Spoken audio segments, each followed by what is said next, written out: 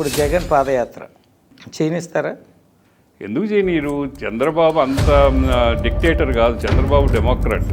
చంద్రబాబు ఏ రోజు కూడా ప్రతిపక్షాన్ని అణిచేయాలి, ప్రతిపక్షం లేకుండా చేయాలి, కేసీఆర్ లాగా ఏకపార్టీ ప్రజాస్వామ్యం నెలకొల్పాలనే దురాలోచనలు చంద్రబాబుకి ఎప్పుడు కలగవు. అసలు రాజకీయ ఆలోచనలే చేస్తున్నట్లేదు కదా ఆయన.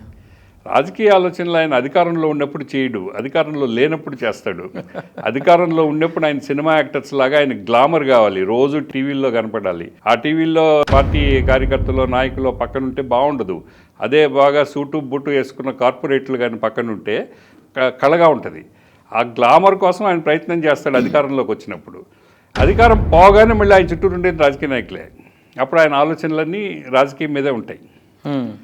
అందువల్ల చంద్రబాబు నాయుడు గారు జగన్ గారిని పాదయాత్ర జరపనివ్వడు అనేది ఆ ప్రశ్నే లేదు, ఆ అవకాశమే లేదు. నిజంగా అటువంటి ప్రయత్నం కానీ చేస్తే జగన్ ఎత్తిని పాలు పోసినట్టు. ఈయన నేను జరగనివ్వను అంటే జగన్ ప్రజల్లో పెరిగిపోతాడు.